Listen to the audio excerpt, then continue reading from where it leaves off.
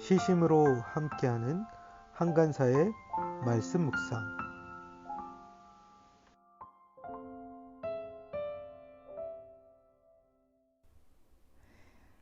잠언 25장 8절에서 28절 말씀. 너는 급하게 소송하지 말아라. 훗날에 너의 이웃이 너를 이겨 부끄럽게 만들 때에 내가 어떻게 할지가 염려된다. 이웃과 다툴 일이 있으면 그와 직접 변론만 하고 그의 비밀을 퍼뜨리지 말아라. 그 말을 듣는 사람이 오히려 너를 비판하면 그 나쁜 소문이 너에게서 떠나지 않고 따라다닐까 두렵다. 경우에 알맞은 말은 은쟁반에 담긴 금사과이다. 지혜로운 사람의 책망은 들을 줄 아는 사람의 귀에는 금기고리요 순금 목걸이이다. 믿음직한 심부름꾼은 그를 보낸 주인에게는 무더운 추수 때의 시원한 냉수와 같아서 그 주인의 마음을 시원하게 해준다.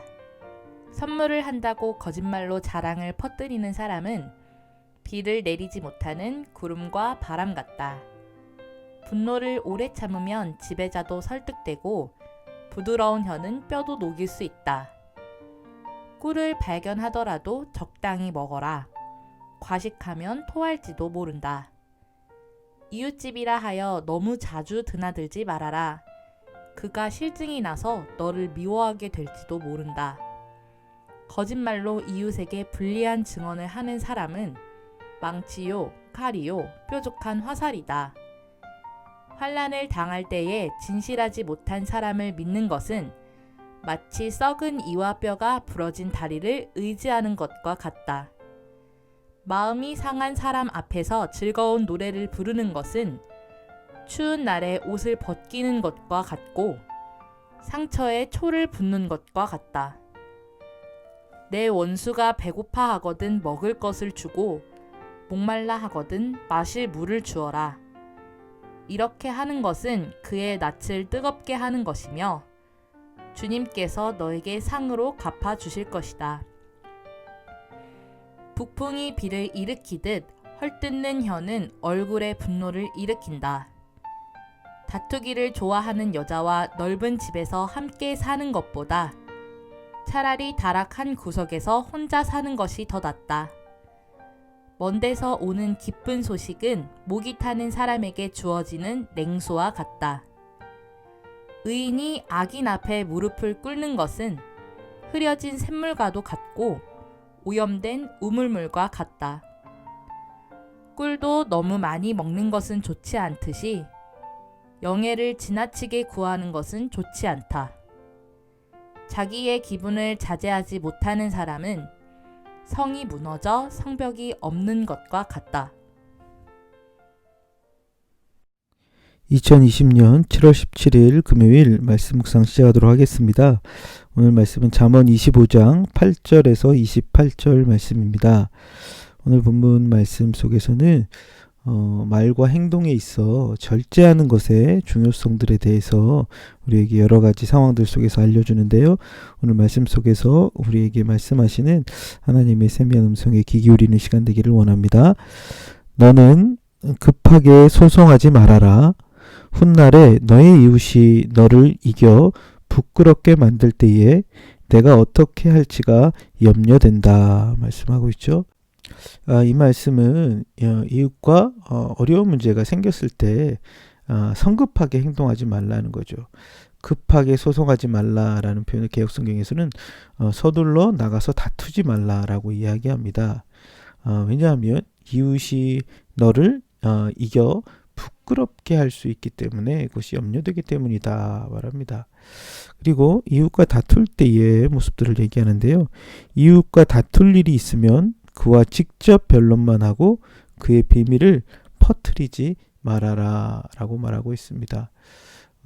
그 다툴 만한 일이 있을 때 그 이웃과 말하고 이웃의 비밀을 다른 사람들에게 말하지 말라는 것입니다. 왜 그렇습니까?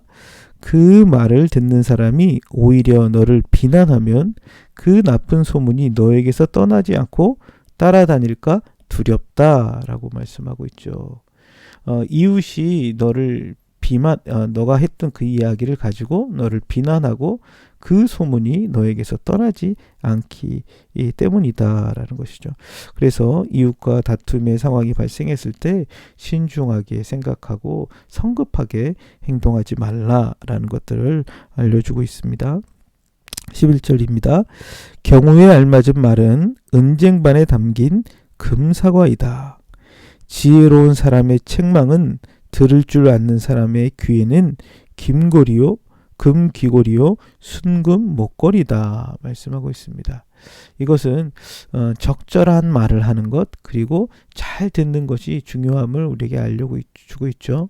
경우에 합당한 말 이것은 적절한 말입니다. 이것은 은쟁반 위에 금사과와 같이 귀하고 아름다운 것이라는 것입니다.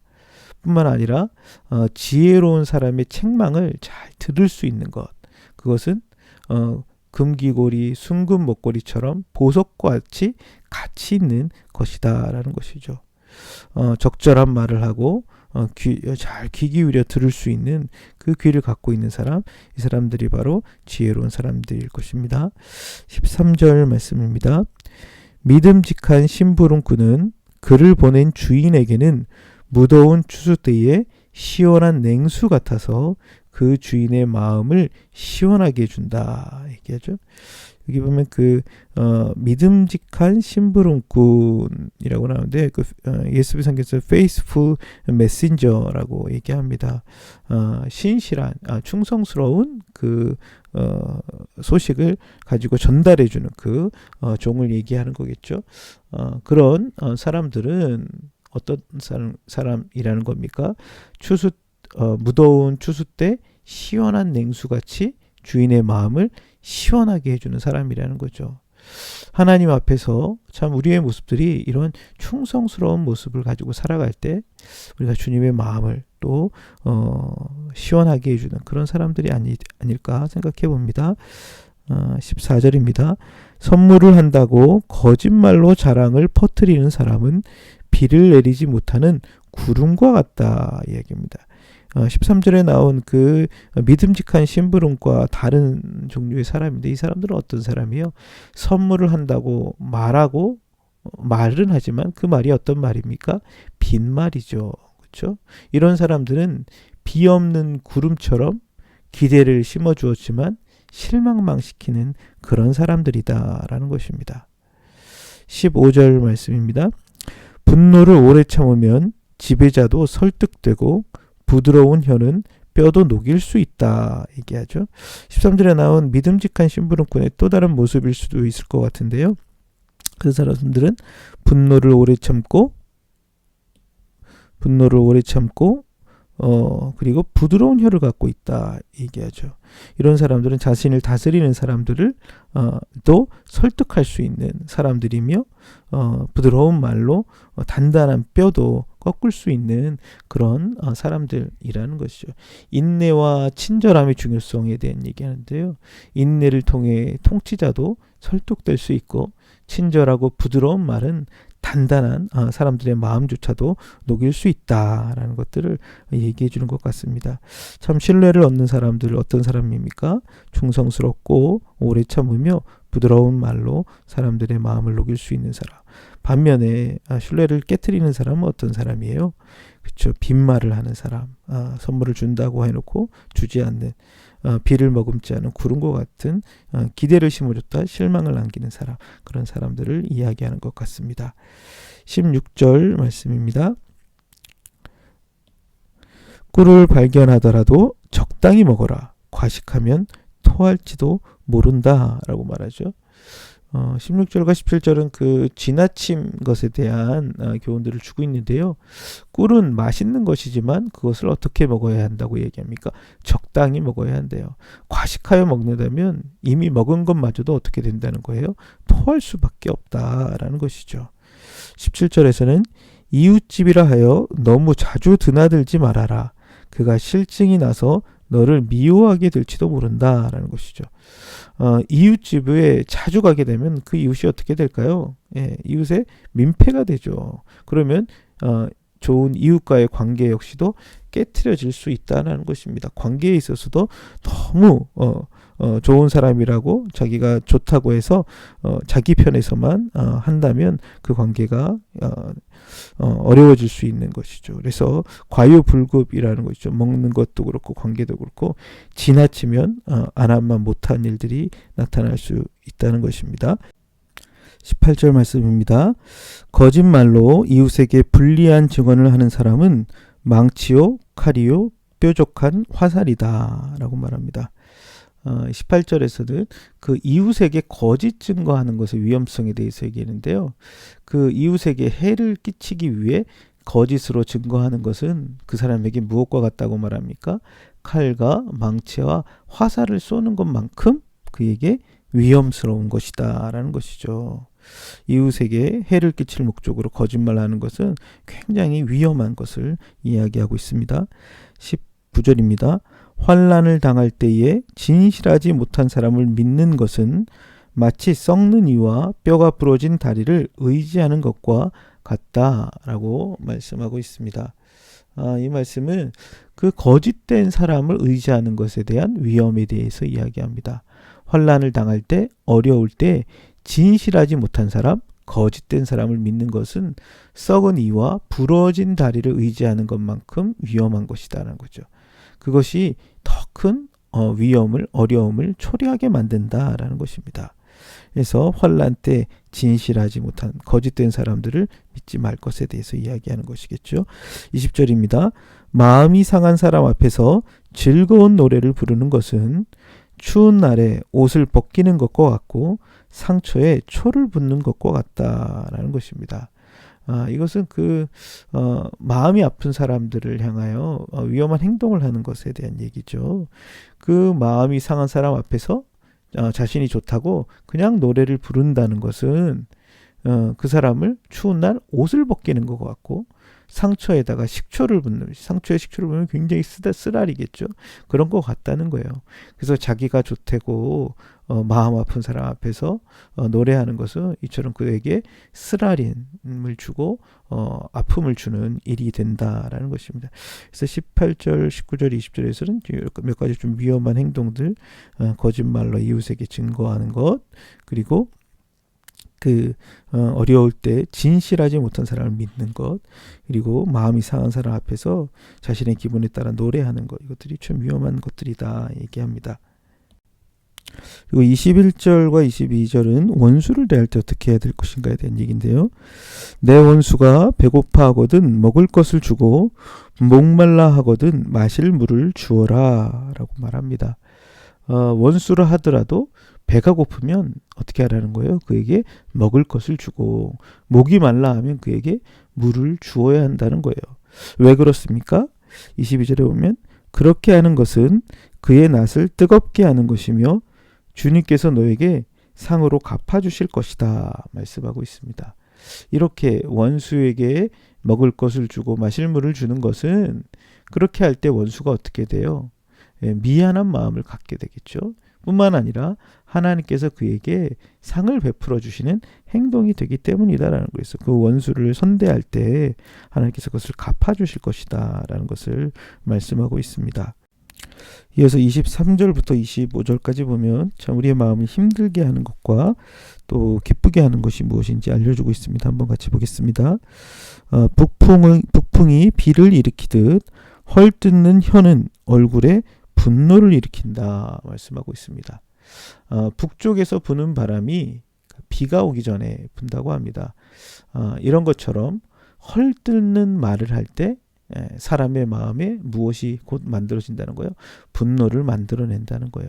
헐뜯는 말이 듣는 이에게 분노를 일으키는 역할을 한다는 것을 알라는 것입니다. 이것이 우리의 마음을 아프게 하고 힘들게 하겠죠. 헐뜯는 말이. 24절입니다. 다투기를 좋아하는 여자와 넓은 집에서 함께 사는 것보다 차라리 다락 한 구석에서 혼자 사는 것이 더 낫다라고 말씀합니다. 이것은 다투는 여인과 함께 사는 게 자기 마음이 굉장히 힘들다는 거죠.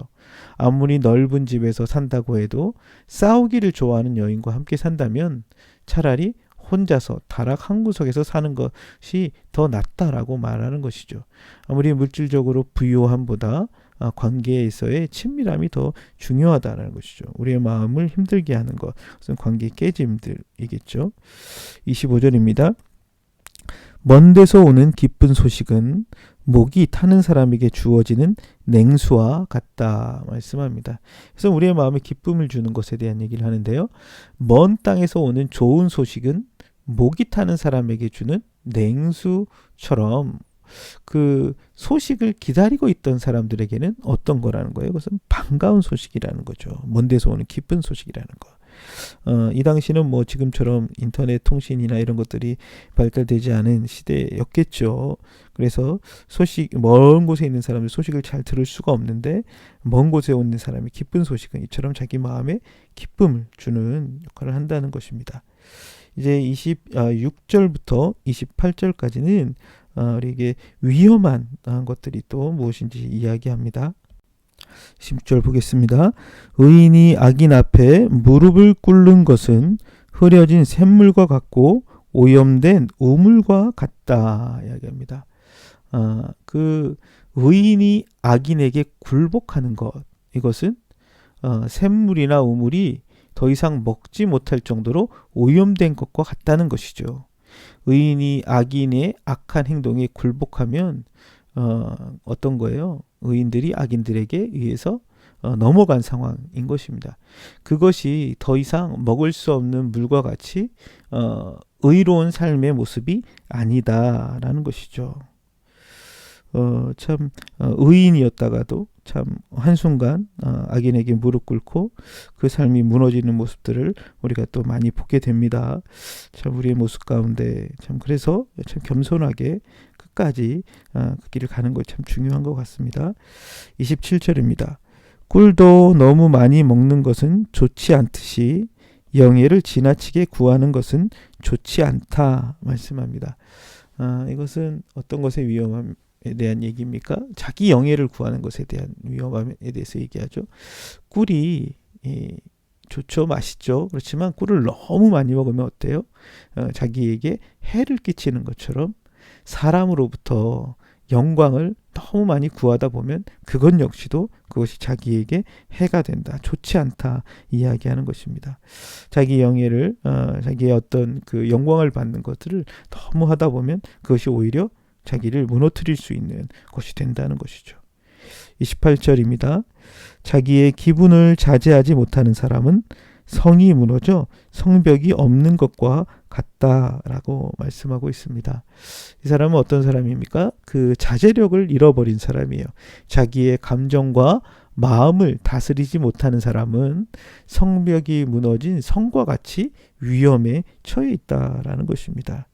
우리에게 위험한 것들이 무엇입니까? 의인이 종국의 악인에게 무릎 꿇는 것들, 그리고 지나친 명예욕, 이런 것들, 그리고 자기의 감정과 마음을 절제하지 못한 것들, 이런 것들이 자기를 무너뜨릴 수 있다라는 것입니다. 오늘 말씀에서는 절제의 중요함에 대한 이야기들을 좀 많이 하고 있죠.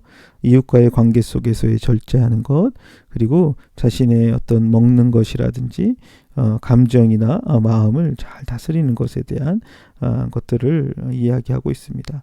뿐만 아니라 우리에게 참 지나치면 위험한 것들도 몇 가지 이야기했던 것들을 기억하면서 참 우리 안에 어떠한 모습으로 우리가 좀 살아가야 될지, 지혜롭고 신실한 사람으로 이 땅 가운데 끝까지 살아가는 그런 모습들이 되어주기를 원합니다. 함께 같이 기도하겠습니다. 하나님 아버지, 참 오늘 말씀을 통해 참 절제의 중요함에 대해서 다시 좀 보게 됩니다. 참 이웃과의 관계 속에서 때로 우리 안에 있는 분노나 우리의 감정을 다스리지 못함으로 참 어리석게 행동하는 자 되지 않게 하여 주시옵소서. 주님, 참 우리 자신의 참 내면과 또 우리의 몸과 또 우리의 마음을 잘 다스릴 수 있는 자 되게 하시고, 잠언에서 계속 이야기하는 것처럼 잘 귀 기울여 들을 수 있는 지혜를 더하여 주시고, 또 참 적절한 말로 사람들을 잘 세우고 또 권면할 수 있는 지혜로운 자 될 수 있도록 이끌어 주시옵소서. 주님, 때로 우리의 행동들, 또 말들 속에 참 지나쳐서 때로 힘들게 되는 경우들을 봅니다. 우리가 말과 행동을 함에 있어 절제할 수 있는 또 지혜를 분별력을 가질 수 있는 자 될 수 있도록 은혜 베풀어 주시옵소서. 감사드리며 예수님의 이름으로 기도드렸습니다. 아멘.